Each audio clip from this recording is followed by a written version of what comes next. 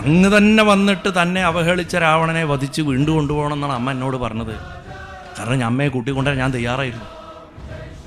അതുകൊണ്ട് അതായത് രാമൻ്റെ അടുത്ത് ഭക്തനാണെങ്കിലും ഭഗവാനോട് ഭഗവാനെ നിൻ്റെ ധർമ്മമാണ്, നീ അത് ചെയ്യണമെന്ന്. അതാണ് കോൺഫിഡൻസ്. ഗുരുവായൂരപ്പൻ്റെ മുഖത്ത് നോക്കി പറയാൻ പറ്റണം, ഗുരുവായൂരപ്പ നീ ചെയ്യണ തെറ്റാണ്, ഗുരുവായൂരപ്പ നീ ചെയ്യണ തെറ്റാണ്, അല്ലെങ്കിൽ നീ ഇങ്ങനെയല്ല ചെയ്യേണ്ടതെന്ന് പറയണവൻ. അത് തെറ്റോ ശരിയോ വേറെ, കാരണം ഭഗവാൻ മാത്രമേ ശരിയുള്ളൂ പ്രപഞ്ചത്തിൽ.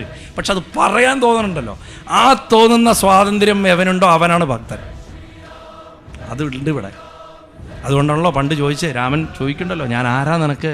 ഞാൻ പല സ്ഥലത്തും പറയാറുണ്ട്, ഈ അദ്വൈതം ദ്വൈതം എന്നൊക്കെ പറഞ്ഞ് തമ്മി തല്ലിക്കൊണ്ടിരിക്കാണ്ടേ ഇതാണ് മനസ്സിലാക്കേണ്ടത്. ഞാൻ ഈ ശരീരമാണെങ്കിൽ രാമ ഞാൻ നിൻ്റെ ദാസനാണ്.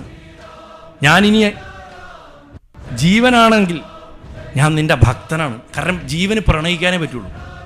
നീ എൻ്റെ ജീവൻ്റെ ജീവനാണെന്നല്ലേ നമ്മൾ പറയാം വെറുതെ.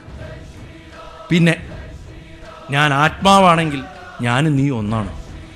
എല്ലാം വന്നു, വിശിഷ്ടാദ്വൈതം ദ്വൈതം അദ്വൈതം എല്ലാം വന്നു.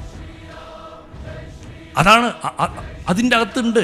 അതുകൊണ്ടാണ് ഹനുമാൻ്റെ മുകളിൽ വേറൊരാൾ, നമ്മൾ ഹനുമാനെ പ്രാർത്ഥിക്കുമ്പോൾ ഭഗവാനോട് പ്രാർത്ഥിക്കേണ്ട എന്താ വെച്ചാൽ, ഭഗവാനെ സേവിക്കാനുള്ള ബലം തരണേ.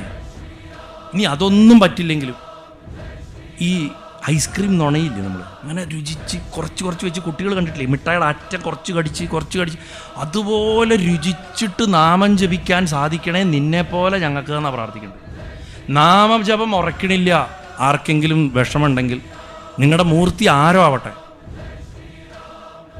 ഏത് ദേവനായിക്കോട്ടെ, ഹനുമാൻ സ്വാമിയോടാണ് പ്രാർത്ഥിക്കേണ്ടത്.